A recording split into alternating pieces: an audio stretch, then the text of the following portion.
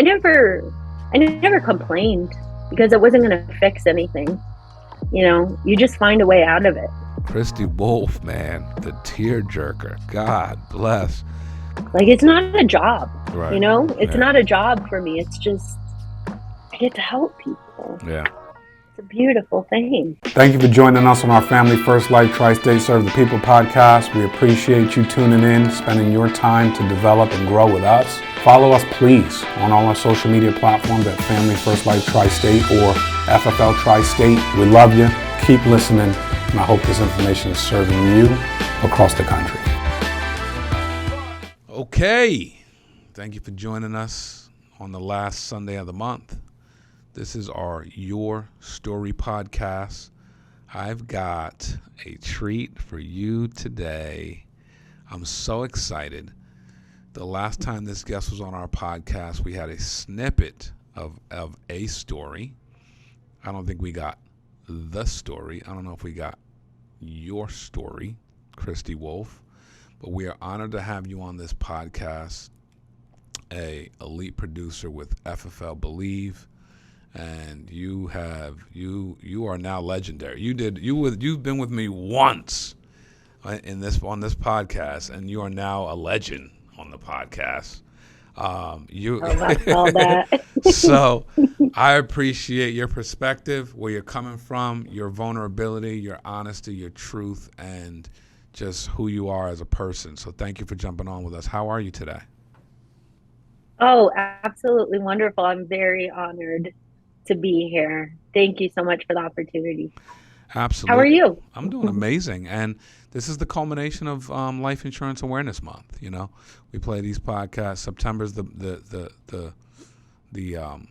month for Life Insurance Awareness Month, and we play these podcasts at the end of every month. So I want to certainly, we'll hit on that at some point, but I want to know about your story. I think our audience wants to know about your story. I think a lot of people are bating breath to figure out who Christy Wolf is and where she's coming from.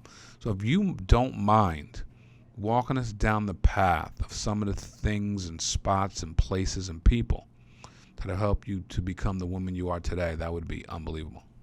Thank you. Absolutely. When someone asks you such a large question of what is your story, that really makes me stop and think and take a really deep breath because most stories, you hope to see some, peaches and roses and, oh my gosh, they've had it so great. I'm so happy for them. But to be quite honest with you, my life has been a very hard one. I think by anybody's definition, and it's filled with a lot of struggle, a lot of overcoming, a lot of God's grace and mercy and helping me get through and, just keeping on pushing on. When I was very young, I was born in New Hampshire on an Air Force base. Wow. When I was very young, when I was born. So, and then from there, I grew up in a religious environment since I was 5 until I was about 17, almost 18. At that time, really, my family was my everything, my pastor, my teachers, they poured a lot into me. I grew up in a family of 7. Really? There were 4 girls, 1 boy. Yep. Wow. And then my mom and dad. So I saw from the very beginning what it was like to struggle. Because they did everything they could to keep food on the table for us. So they took the back seat for a lot of things that they wanted to do. So I saw my dad start to work 2 jobs, and that was to help put my mom through nursing school while she had 5 kids to take care of. So my mom was working full time. She was going to school full time. My dad was working 2 jobs. So from the very beginning, I saw what it was like to work hard. And that's just what you do when you need to get the job done. You do what you got to do. No doubt. And so I saw that for most of my life.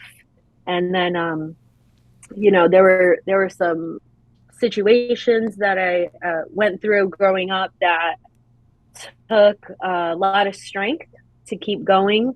Eventually, when I turned 18, I decided I know everything. This whole world is mine, So I decided, Mom and Dad, you don't know anything. I know everything, right? Right. So I went out on my own at 18, started paying for my own rent, my utilities, car bill. And at 18, that's not easy. So I learned to work hard right away. As, time would have it, I began to struggle even more. I was in a couple of relationships that were abusive. That was a really hard time for me, obviously. And it's taken a lot of therapy to help me get through that. But as my journey went on, I was just working 2-3 jobs almost always. Wow. And then at 22, I had my daughter. And at that time, when I had my daughter and I was pregnant with her, I was working 2 jobs and supporting 4 people in the household. Wow. Which was not easy. So, as you go on with time, you learn things and, what to do and what not to do. But right up until my delivery date, I was still working my second job. And from there, I had my daughter. And then I went to school full time. I was working full time as a single mom. So it was, again, the word hard comes to mind. But I never complained because it wasn't going to fix anything. You just find a way out of it. When the hard time comes, you just keep going, right. And God's mercy is a great reminder of how he's kept me through the years and kept providing for me. Most of my life as a mom, I've had to really struggle and scrape for change.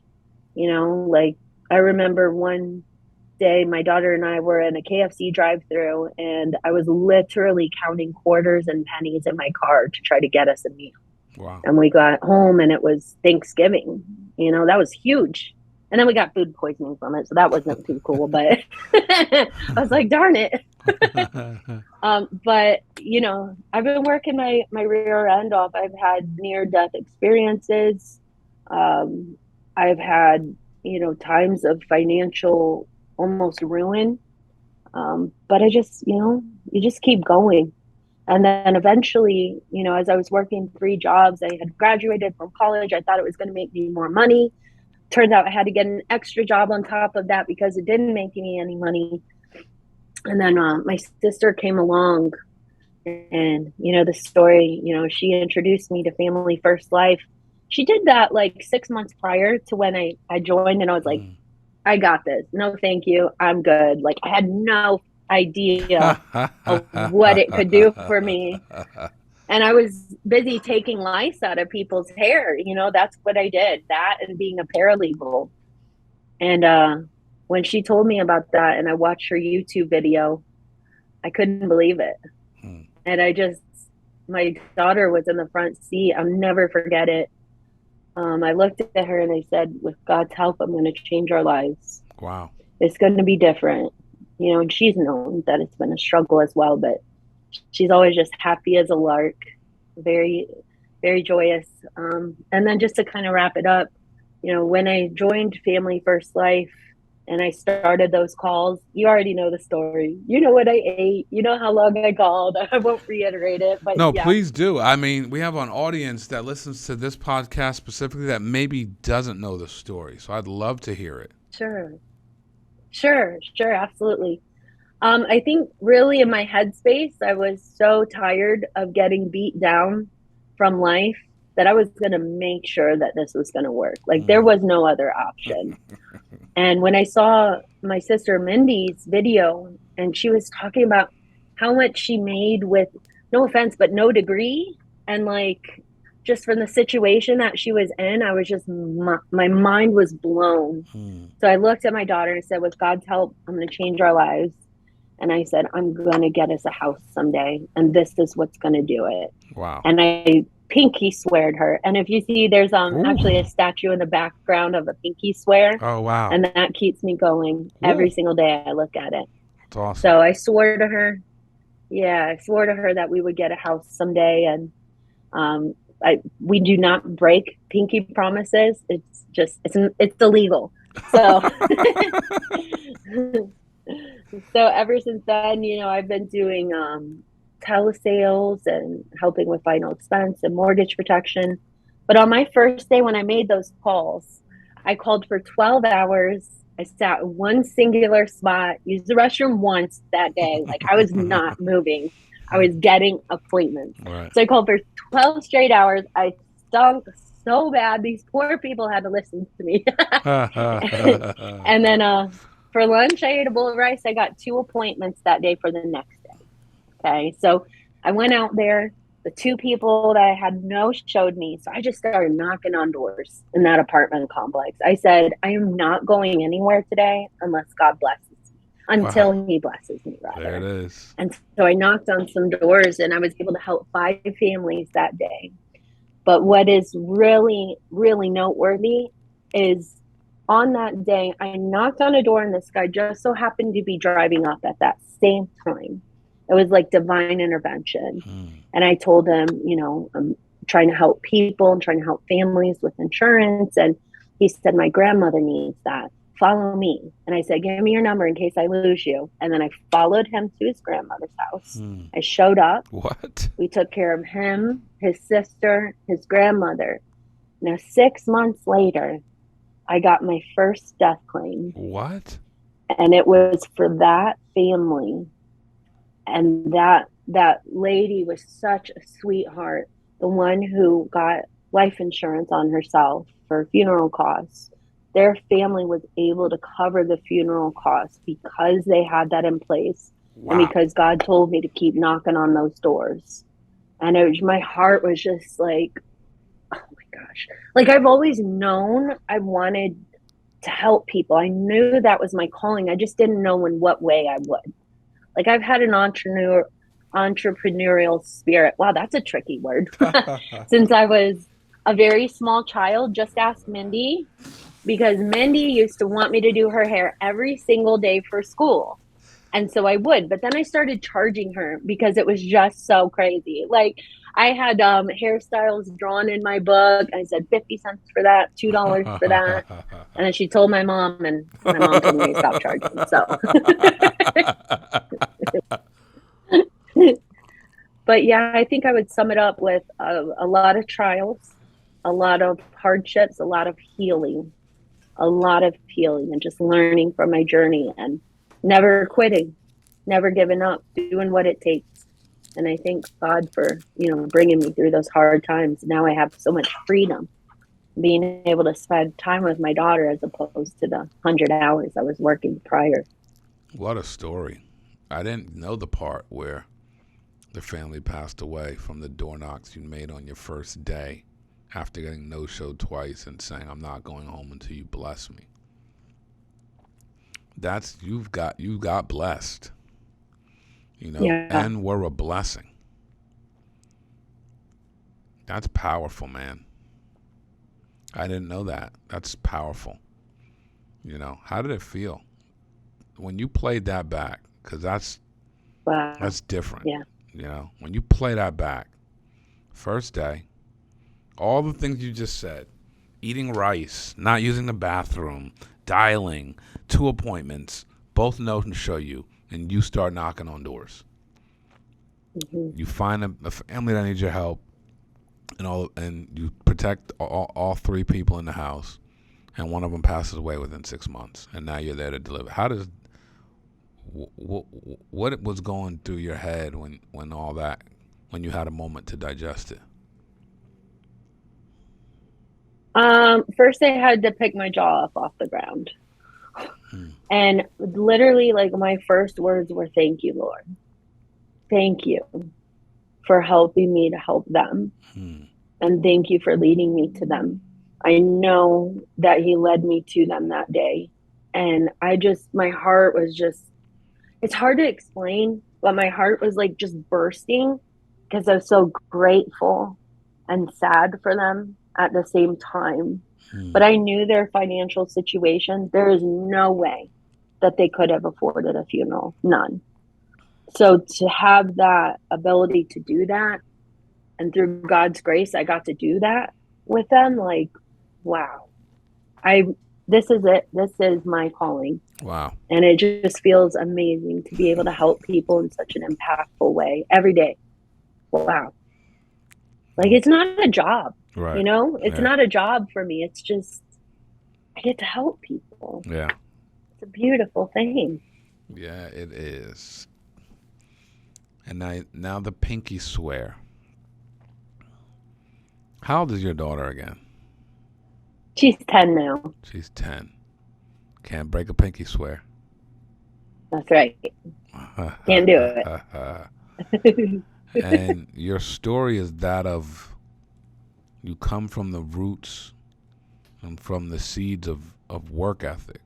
And then that has played itself out through every season. Valley, mountain, peak. You just worked. And now you're in a position where you're getting paid for the work you're doing at the level that insurance pays, which is awesome. Mm-hmm. Number one, how does it feel? And then number two, the pinky swear, knowing that your time is coming. You know now. You're not guessing. You're not even hoping. You might be hopeful, but you're not wishing on this. This is happening. You're pretty much sizing up the zip code. Talk to us, please. We'd love to hear about this. Oh my gosh. When I made that pinky promise to my daughter, I had $6 in my bank account. $6. That's working at 100 hours a week. And yeah, right? Bills are paid, but McDonald's for dinner. No. It was rough. But when I made that pinky promise, and I looked her straight in the eye, and she looked into mine, and I said, I'm going to get us a house within the next year or two, but I'm going to do it. Just watch. And I was like, it's going to be hard at first, so I need you to be patient with me, but we're going to make this happen. And mommy's going to get to spend more time with you now. Oh my gosh. I feel so free. Like, this huge burden is lifted off of me. Like, there were chains on me, truly. And the chains are called 9 to 5. You know, and now I don't have that huge burden of, number one, having to live paycheck to paycheck, living day by day or week by week. And I actually am planning on building a house someday. Ooh. So I already started looking at land, and I've got an eye on one. That's 2 acres. So what? Yeah, it's getting closer and closer. And so I don't want to tell my daughter yet, because I don't, I want to make sure things are all watch YouTube squared and in a row. Or Instagram. What's that? I said, I hope she doesn't watch YouTube.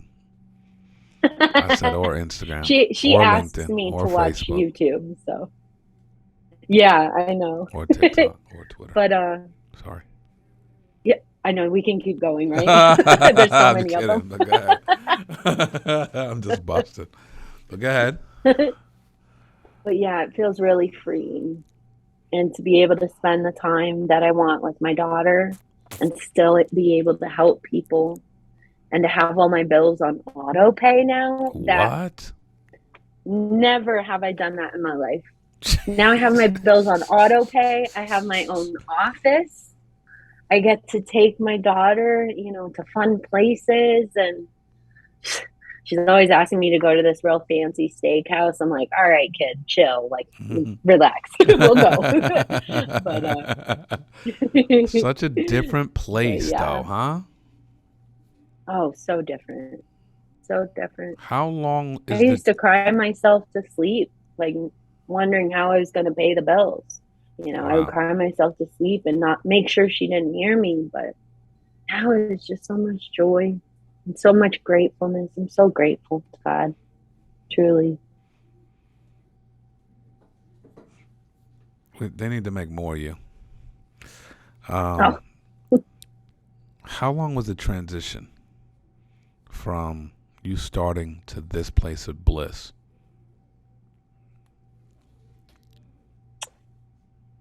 So I signed up and got contracted in late December. And then I started, I believe it was the second week of January with my first day out in the field. I decided that day I wanted to do this full time, like that day. But I needed to do it in a smart way with a transition because of my bill situation. So I went to the Miami FFL conference and got to see everybody speak and heard some really good speakers there. And I had a real fire under me. Joanne Basso actually really inspired me to really make that move because she had history in a corporation for 10 years. I was also in a large corporation for 10 years. And she said when she got rid of her plan B, and she burned those ships, she was all in and there was no other choice. So I knew at that moment that's what I had to do. And it was very scary because we're conditioned to believe that that is security. But the security is being able to help others and, you know, knowing God's going to take care of you and being able to get compensated for that in a very great way. But it took me about 2.5 months to really jump all in. And I've been going strong ever since then. That's amazing, man. That less than a 6-month transition from crying yourself to sleep to picking out a parcel of land with 2 acres on it to build a house for your family. That's... Oh my gosh. The way you just said that, like, wow, right? Wow, to hear that. That's crazy. That's really good. I mean, that's why we do what we do, man. I don't think all stories sound just like that, but it's why we do what we do. The very hope that someone has the ability to see this opportunity for what it is, to hone in, to lock in, to say, hey, man, I've worked hard everywhere. Why not work hard here? I've worked hard for everyone. Why not work hard for myself? Why not work hard for my daughter? And not look at this as, you know, some time meal ticket, but looking at this as a meal ticket to kind of go out and recreate your life, you know, paint new horizons and, you know, paint a different skyline. You know, I believe in that to the core of my soul, and watching you do it and hearing your story it's electrifying. You know, it's it's what dreams are made of.